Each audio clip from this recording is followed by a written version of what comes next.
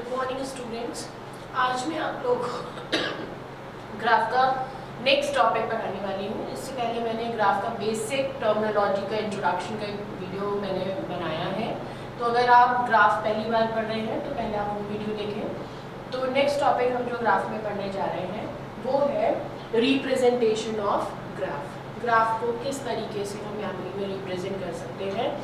तो दो मेथड होते हैं रिप्रेजेंट करने के लिए ग्राफ को। एक होता है हमारे पास एडजेसेंसी मैट्रिक्स और दूसरा होता है हमारे पास इंसिडेंस मैट्रिक्स। तो इस वीडियो में हम लोग कवर करेंगे एडजेसेंसी मैट्रिक्स को। नेक्स्ट वीडियो में मैं आपको बताऊंगी इंसिडेंस मैट्रिक्स के बारे में। अब यहाँ पर अगर मैं ग्राफ की बात कर रही हूँ तो ग्राफ भी हम दो तरीके के यहाँ पर पढ़ेंगे रिप्रेजेंटेशन के लिए। एक हम पढ़ेंगे अनडायरेक्टेड ग्राफ, एक दूसरा हम पढ़ेंगे डायरेक्टेड ग्राफ।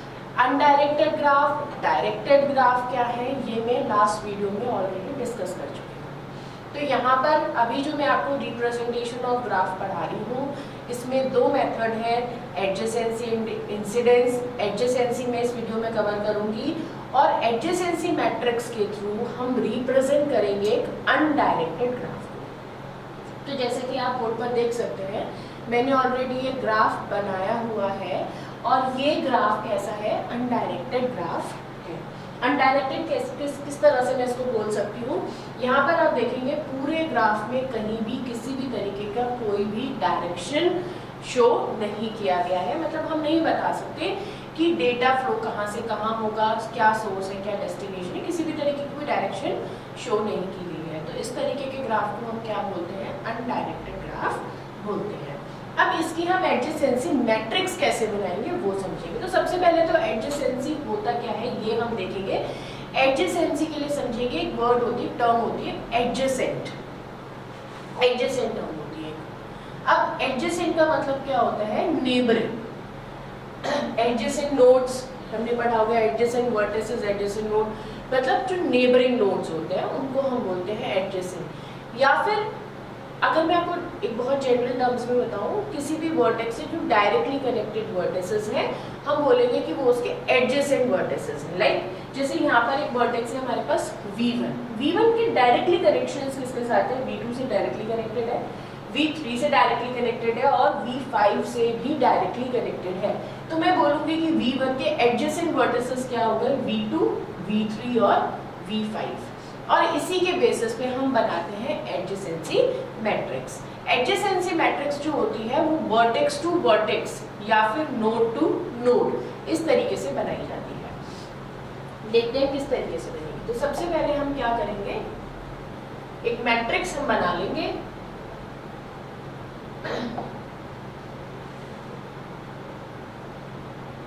एक मैट्रिक्स हम बना लेंगे। कितने वर्टिसेस हैं टोटल हमें जो दिख रहे हैं, V1, V2, V3, V4 और V5।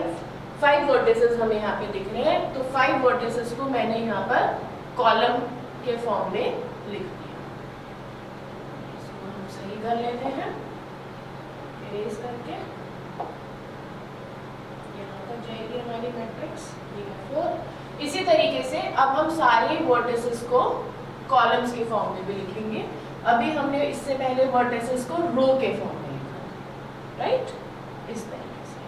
ठीक, तो हमने एक ये मैट्रिक्स काइंड ऑफ बना करके रेडी कर लिया है। यहाँ पर आप देख सकते हैं। अब चेक कैसे करना है, देखो सबसे पहला वर्टेक्स क्या दिख रहा है हमें यहाँ पे, V1। तो V1 के लिए देखो V1 वर्टेक्स किस किस से कनेक्ट है, V1 V2 से कनेक्टेड है, V3 से कनेक्टेड है और V5 से कनेक्टेड है। कलर ले लेते हैं दूसरा जिससे कि हम अच्छे से हाईलाइट कर पाए चीज़ों को। अब देखो V1 कनेक्ट है V2 से, तो मैंने V2 के रेस्पेक्ट में क्या लिखा, 1। V3 से कनेक्ट है क्या लिखा, 1। V5 से कनेक्ट है क्या लिखा, 1। बाकी को क्या कर देंगे, सबको 0। ऐसे इसी तरीके से अब नेक्स्ट वर्टेक्स क्या है हमारे पास, V2 पे आ जाओ। तो V2 देखो किस किस से कनेक्ट होता है, V2 V1 से कनेक्ट है, तो V2 V1 पे हमने क्या लिख दिया, 1। V2 V3 से कनेक्टेड है, क्या लिख देंगे, 1। बाकी किसी से वो डायरेक्टली कनेक्टेड नहीं है, तो बाकी को क्या कर दिया हमने, 0। इसी तरीके से V3 चेक करो, V3 किससे कनेक्टेड है, V1 V2 V5 V4। V3 vertex जो है वो सबसे कनेक्ट है। तो सब में 1 लगाएंगे और V3 पे क्या लिख देंगे 0, क्योंकि वो V3 से कनेक्टेड नहीं है। V4 में आ जाओ, V4 V3 से कनेक्टेड है और V5 से, तो V3 में 1 और V5 में 1, बाकी सबको क्या लिख दिया हमने 0। V5 पे आ जाओ, V5 V1 V3 V4, V1 V3 और V4, इन सब में क्या आएगा 1, बाकी में क्या हो जाएगा ये 0। तो इस तरीके से हमको क्या मिल गई, एक मैट्रिक्स मिल गई, आप देख सकते हो, है ना, एक मैट्रिक्स हमको मिल गया जिसको कि हम क्या बोलते हैं, एडजेसेंसी मैट्रिक्स बोलते हैं, क्योंकि ये हमने एडजेसेंट वर्टिसेस, एडजेसेंट नोड्स के बेसिस पे फॉर्म की है, इसीलिए हम इसको एडजेसेंसी मैट्रिक्स बोलते हैं। और ये भी याद रखना है, एडजेसेंसी मैट्रिक्स जो होती है वो वर्टेक्स टू वर्टेक्स फॉर्म होती है, मतलब जैसे रोज में भी वर्टिसेस को लिखते हैं और कॉलम्स में भी वर्टिसेस को ही लिखा जाता है। तो इस तरीके से ये हमने एक अनडायरेक्टेड ग्राफ के लिए हमने यहाँ पर एक एडजेसेंसी मैट्रिक्स बनाई है। तो ये है रिप्रेजेंटेशन ऑफ ग्राफ का फर्स्ट फॉर्म।